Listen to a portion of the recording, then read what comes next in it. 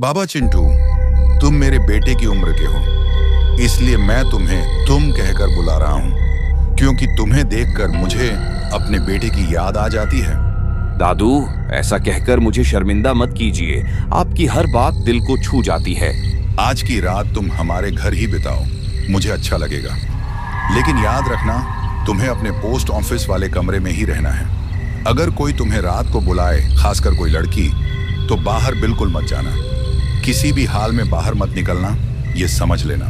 शुरुआत में तुम्हें थोड़ी असुविधा हो सकती है, लेकिन डरना मत। बस एक बात याद रखना, रात को कभी बाहर मत जाना। दादू, ये बात क्यों कह रहे हैं? तुम नए लड़के हो इस गांव में, सब कुछ तुम्हारे लिए अजनबी है, इसलिए तुम्हारी सुरक्षा के लिए ये बात कह रहा हूं बेटे, खतरे से बचो हमेशा। ये लोग गांव के निवासी हैं, उनके मन में भी कुछ कुसंस्कार होते ही हैं। मैं इन सब बातों को लेकर ज्यादा चिंतित नहीं हूँ। हाँ दादू, मैं सावधान रहूंगा। सर, कमरा एकदम साफ और चमकदार कर दिया है। अब आपको कोई दिक्कत नहीं होगी। पीने का पानी मैं अपने घर से भिजवा दूंगा। अब आप अपने सामान को आराम से कमरे में सजा सकते हैं। मैं तुम्हें कैसे धन्यवाद दूं? सच कहूं तो अगर तुम नहीं होते तो मेरा पहला दिन ही एक बुरे सपने में बदल जाता। तुम्हारा साथ, हिम्मत और सहारा मुझे टूटने नहीं दिया। दिल से शुक्रिया। पोस्ट ऑफिस का पहला दिन बहुत ही अच्छा बीता। गांव के लोग अपनी अपनी समस्याएं लेकर पहुंचे। कोई पेंशन के लिए, कोई चिट्ठी के बारे में पूछने। चिंटू बाबू ने सबकी बातें ध्यान से सुनी।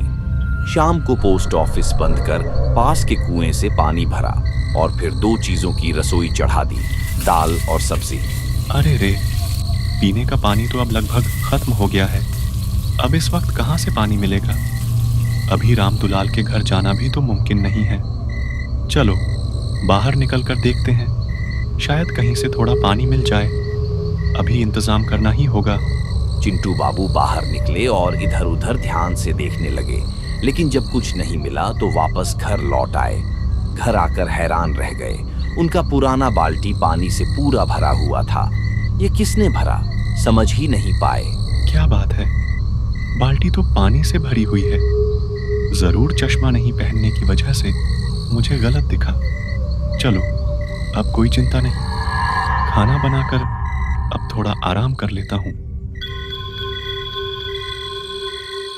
रात का खाना खाकर चिंटू बाबू थककर लगभग सो ही गए थे।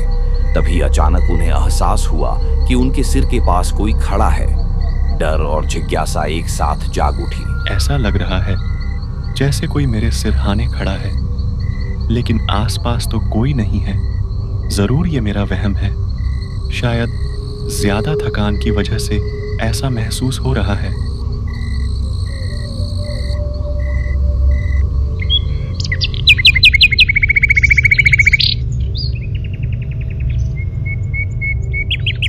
सारा दिन कड़ी मेहनत करने के बाद चिंटू बाबू रात को थके हुए शरीर से वापस घर आकर फिर से सोने चले जाते हैं।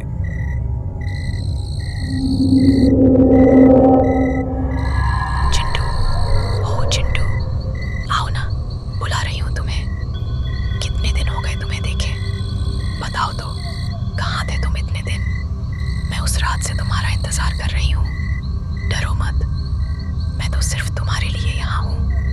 मेरी आवाज सुन रहे हो ना?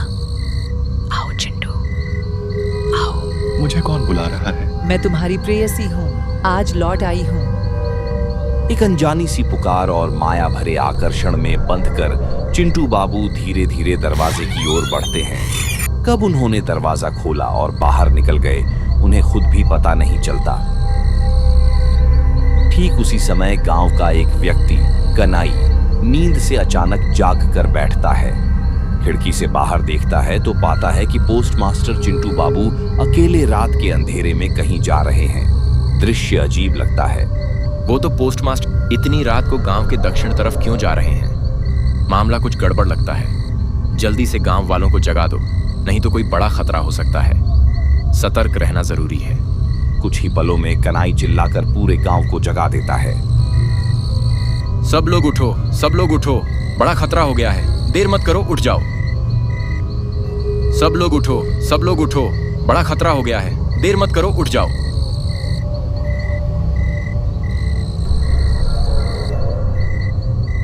सभी मिलकर चिंटू बाबू के पीछे दौड़ने लगे तेजी से। साहब रुकिए, आप मत साहब जाइए। रुको, आप अभी वहां नहीं जा सकते। गांव वाले गुस्से में चिंटू बाबू को पकड़ने के लिए पत्थर फेंकने लगते हैं। अंत में किसी ने जोर से धक्का देकर गिरा दिया। साहब, कितनी बार पुकारा आपको, कितनी बार कहाँ है, रात को अकेले बाहर मत जाइए। इतनी रात को तुम यहाँ, और मैं यहाँ क्या कर रहा हूँ? यह कहाँ है? कुछ भी याद नहीं आ रहा है मुझे। अगर हम आज समय पर नहीं आते तो आपकी जान को खतरा हो जाता साहब।